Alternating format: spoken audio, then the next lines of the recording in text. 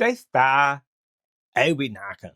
Welcome to podcast number 193.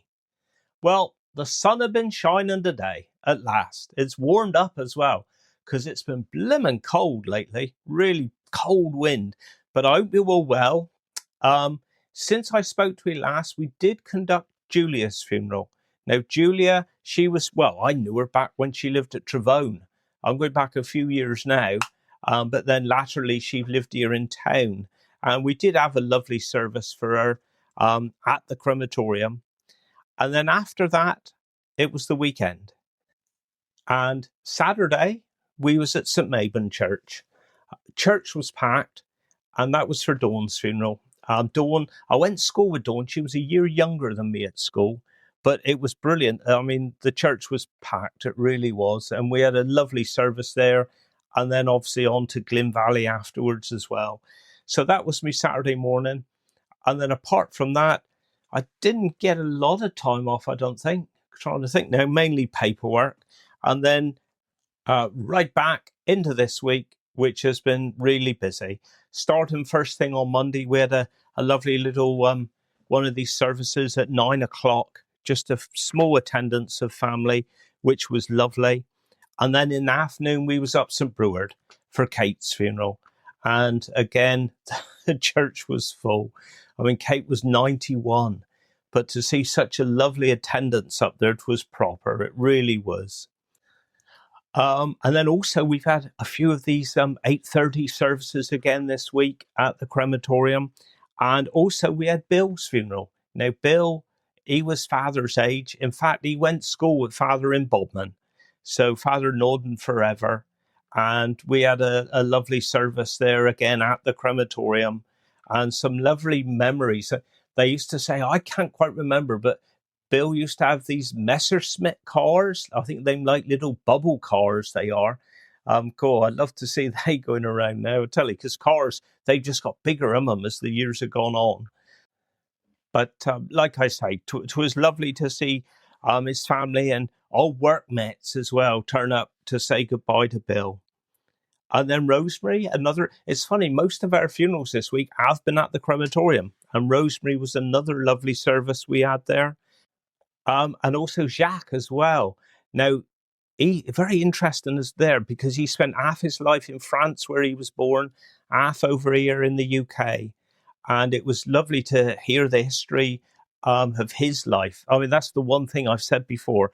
I love listening to eulogies about people's lives. It is so interesting. Today, we were at St. Maron and the church, well, we had chairs out everywhere. There were people standing at the back, and that's for Maud's funeral. We're a real local to like the St. Maron, Triarnan Bay sort of area. Big family, come from a big family, lovely family. And God, what a send-off we had there. I'm sure she would have loved it, absolutely loved it. The sun was shining, and I say there were just so many people there. It was brilliant.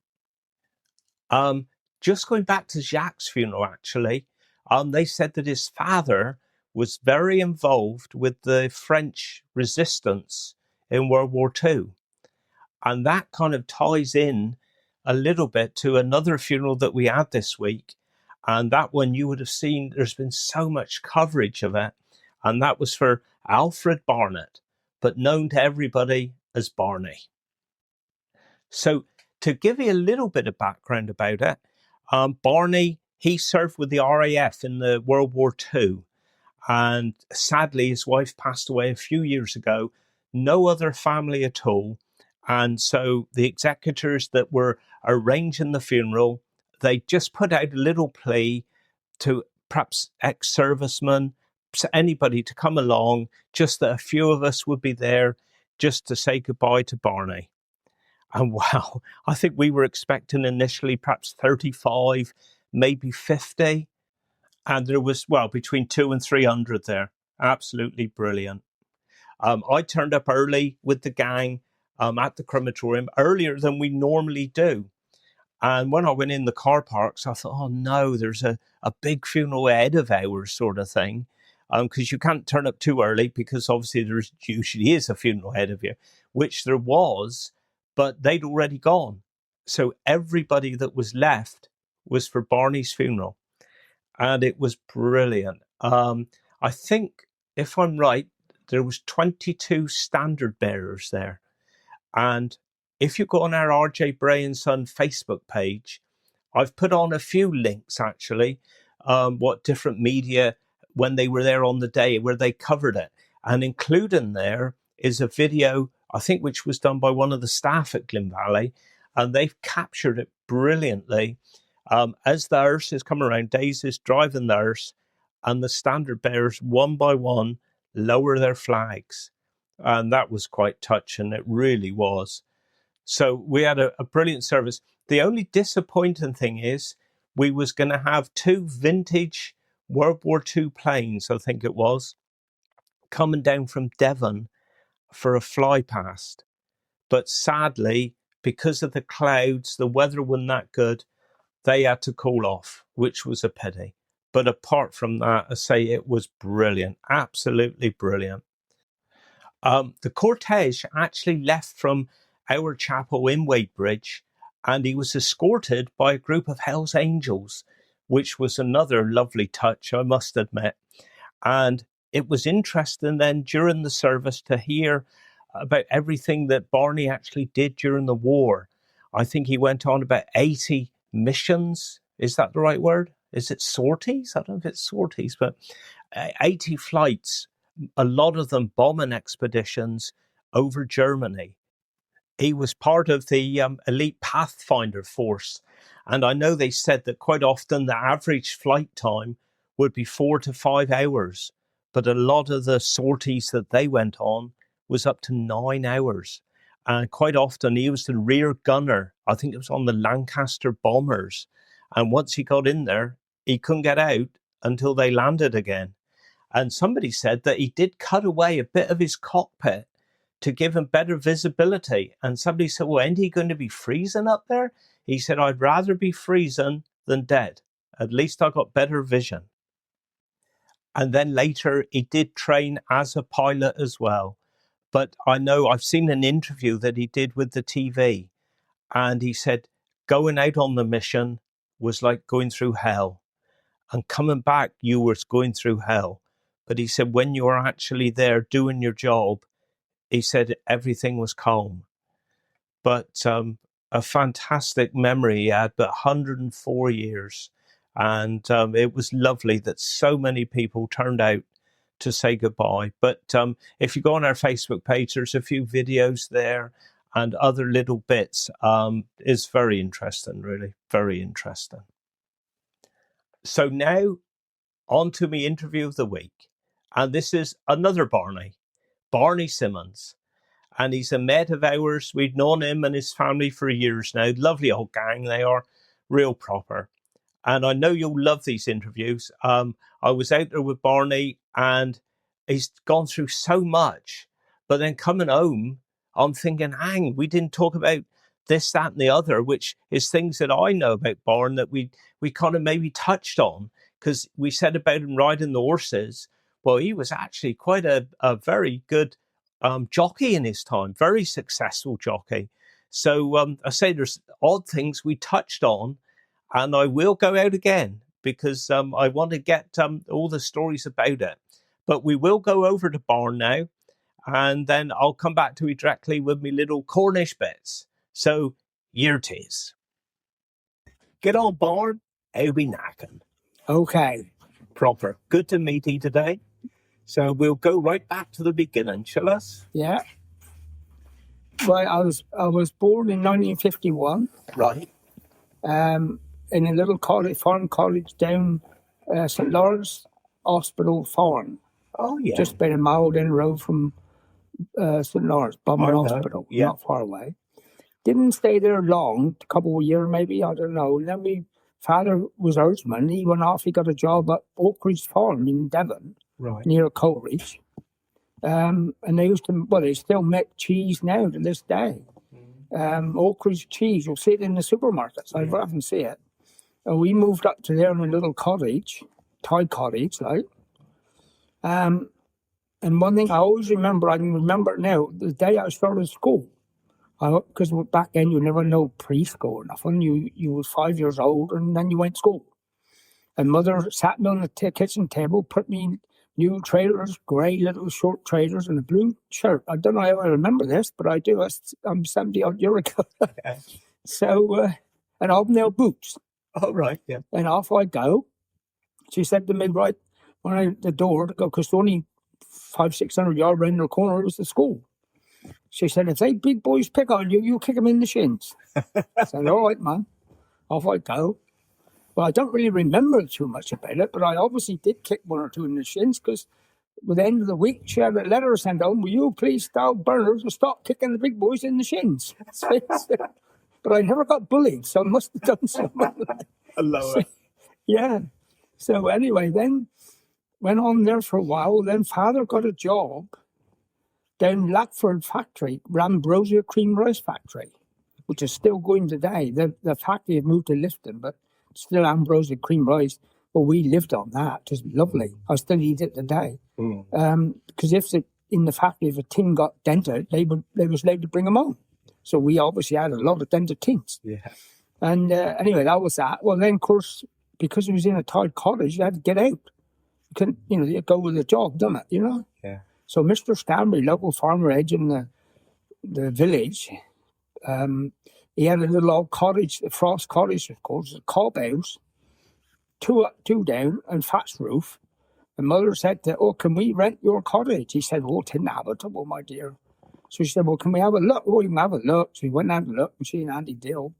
Well, Auntie Dill lived next door. Well, she wouldn't be Auntie, but because they was next door and we called her Auntie, she never died, she was 80, we called her Auntie Dill all her life, Yeah.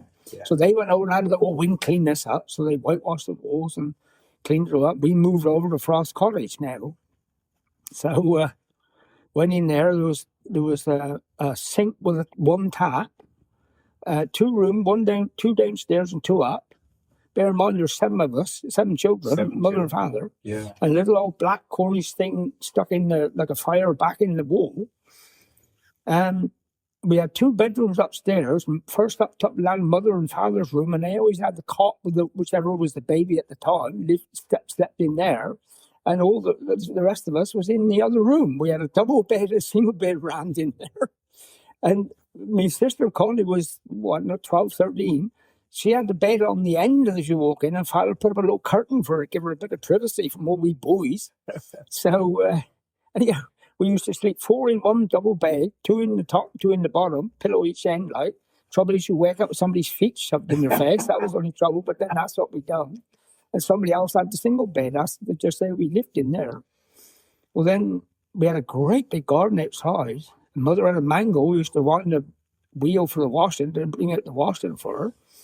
And no toilet indoors, nothing indoors. We had to go down and bottom the garden for that, like you did back then. Yeah.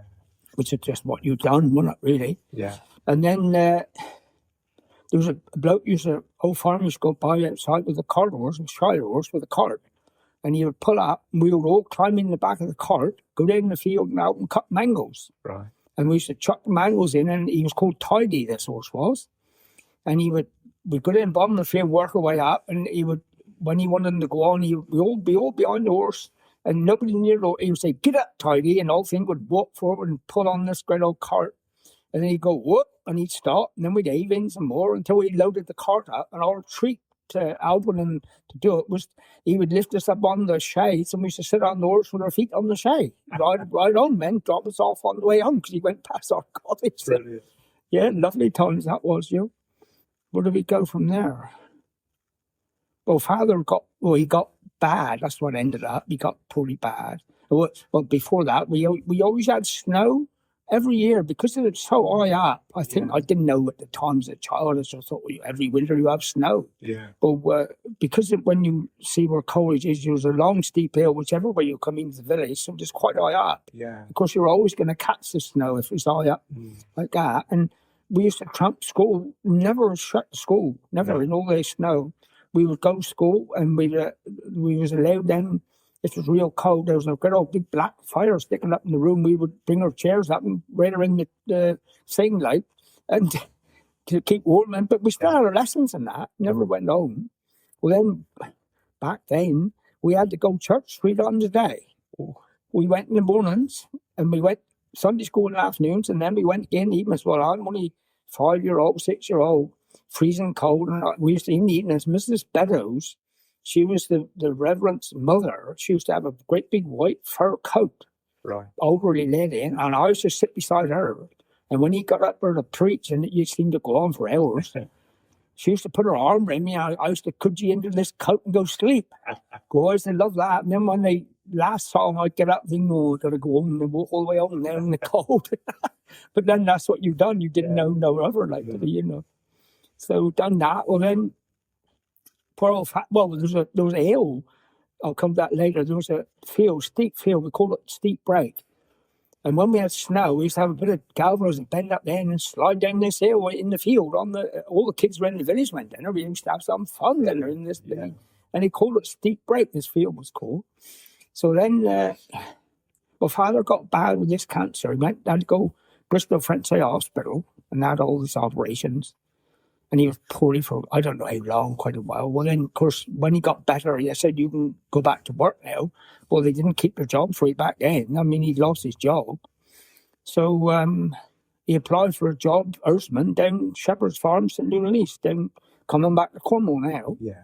So he went down there for a trial, and then that was right. So he sent John Vine. He was used to have cattle lorries out to North the way.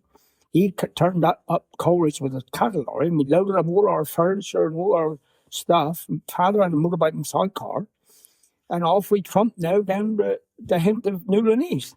But going back, I forgot that before that, when Father was working for Ambrosia Cream Rice, the rice used to come in these tins, these square tins, and they used to scrap them. They were no good. Well, he'd bring them home and cut them up. They're about 2 foot square then, and he built a shed for his motorbike and sidecar out of these flat tin, and it was all rusty, but he made a frame, and I can see it now in the garden. He made a proper old house out of these old tins, like. But anyway, going back then, we got Shepherd's. I had some lovely memories down there. We went, well, I was little, I was only about, I think I might have been 8 when we got down there. Steam train was still running through Shepherd's Farm from Perranporth to Newquay. And it was a cottage, 3 cottages in a row. We lived in one cottage, but there was too many of us. There wasn't enough room in the bedroom. So the next cottage, middle one, was empty. Nobody in there. The end one, Auntie Jane, the lady we don't know, but we called her Auntie Jane, and that, that's what it was. So me and Tone then used to sleep in next door on our own. Just eat. I was 8, we'll say. Yeah, Tony would have been 6. So we used to go off every night in this other house, or by ourselves, upstairs and sleep, because there wasn't no room in the other house. It was all full up with little kids, like, So that was all right. So then I used to go everywhere with Father. I loved the farm and the outdoors. And anyhow, 5 o'clock in the morning now, I used to get out with Father. He'd go up and get the shipping ready to go milk the cows. And I used to go off with the dog down this track and down through a wooded area and up into the field, get the cows in. Oh, terrified I was, 8 years old. I was afraid of the boogeyman one night down in the woods, so I used to hate it. But once I got the cows down and walked down, I used to get in amongst the cows and walk on. I felt safe then. Once I got them back up in the yard, shut them in for Father to milk them, I used to go off then and mix up milk, powdered milk, warm, lukewarm for the calves, go around and feed all the calves. Then I'd go in and have my breakfast, get changed, and me and Tony used to cycle Newland East to school. Well, he was only 6, Tony would have been. Yeah. And we used to, just about 3 miles, we used to go from Shepherd's Farm right up to Newland East School. Right. Well, the school now where we went is opposite the church. That's all his houses now. They got a new school there. And we used to do that. Well, then when we cycled home, we used to go in. I always remember go upstairs in this other house and change their school clothes. I'd take that off right away, put our old clothes on. And we was trumps up the station then, because the station master, he had a house there on the station. He lived there. And we spent hours at Rowan. We had hanging baskets, and we used to go down climb up the steps into the signal box and pull these great levers to put the points right for the train coming in, because it was a single track from Perranporth to Newquay, but there was a double track in the station. Yeah. So a train could come in and park and wait for the other one to go by, and all this your business. Well, then, when they come in from, we'll say, Newquay, the other way down the track, there was a big post with an arm sticking out, and the driver would chuck this round metal thing over this arm as he went by, and the station master used to give me this round metal thing, same as what he had there, similar. We opened up like that, and as he drove by, grabbed him out the hand. Oh, yeah. But what it was, he couldn't carry on if he didn't have that thing in the cab, because that told him there was nobody else on the line. I see. I don't know how it worked exactly, but I do remember that little bit. Well, then, in the summer, he would leave Shepherd Station out in the Wars Perranporth, and he didn't go more than 100 yards. He went straight into a cutting, and he used to set the bank on fire. Oh, no. With a steam engine, sparks flying. So we used to try about them with me and Tony and the station master with these sticks with rubber mats on, beat the fire out. Very often I had to do that. But we loved it. Spent hours over there playing with on the station and that. Different what it is now. My God, it's all gone now. I mean, I've been back there several times since. Well, then I used to feed these calves. That's right. And Ivor, the farmer, he said, "Mule, can you alter break a calves?" Because he liked showing cows and that. He always showed cows. Ivor did, Frisians like, and but he wanted them alter break. Obviously, you want to do it with their calves. We can't put a big cow around, can you, if they don't want to go. So I used to go in there and play with it, and I used to put an altar on it, and it would be 20 in the pen, take one out and got them. I was taking up to the feed house because they followed me around. They got to know, give them a bit of cake, then give them a bit of grass, and they followed me anywhere. And I used to lead them around, and they was delighted. So I know I shouldn't say this, but one day I went down, and there was a bit of grass outside our back door. Mother used to hang the washing line, and I tied him up to the washing line to eat some grass around the post. Went and done something. When I come back, he was gone. And my sister Connie was out there picking out the washing. I said, "Where's my calf?" "Oh, should I turn and go?" And she said, and I swore at her. I shouldn't have said it. I don't know what I said, but go. She went in and told Mother I had hell. She gave me hell. I never done it again. But that was that. Then one Sunday morning, Ivor come down with his pickup. I was in the yard playing. "Come on, Barn, jump in." He said, "I'll go and buy some more calves." So off I go, went off to some other farm somewhere, and there was all these calves. And he bought this one and that one and all like that. I said, "Right, you pick one out for yourself now." Oh. Well, there was all these Frisian calves, and there was one little brown and white calf. Mm. I said, "That's the one I like. Why don't you have?" I thought, well, he won't have that because he got all Frisians. Mm. But I had this calf, and of course I made a fuss of eating him. I broke that one. And once you feed them and they get to know it, they follow you anywhere. Yeah. You didn't have to drag them around much. No. I used to love that. I used to really love that. Well, thank you, Barn. That was proper. Listening back now, one thing you don't pick up at the time, because like I usually go to visit the people to do the interviews more often than not. And so you can't control what the room sounds like. And I noticed coming back, I mean, at the time, it sounded fine, but it is a little bit echoey sometimes, and it was a bit like that with Barnes House, but I'm sure you love it. I thought it was brilliant. And we'll have part 2 from Barney next week. Now, for my Cornish word of the week, because he was talking about cows and calves and that, I thought I'd do the Cornish word for cow, which is buch. Buch. And that's spelled B-U-G-H. So that's my Cornish word for the week. I'll give you another one. I'll give you 2 for the price of 1. Cowshed. And that is bougie. Bougie. You do see it if you're travelling around sometimes. Some people call their houses that. It might be a converted cowshed or something. That's B-O-W-J-I. Bougie. I know actually one of my old email addresses was Cromog, which is pigsty. So there you got 3 of them there this week. I tell you, you won't have none next week. So that's what it is. For me dialect of the week, I picked up on a word that Barney said earlier when he said he had to go church 3 times a week and he was only a little boy and it was cold. And was it the mother of the minister, the reverend, when the reverend got up to speak, the mother had a fur coat, I think he said, and he used to cudgy into her. Cudgy.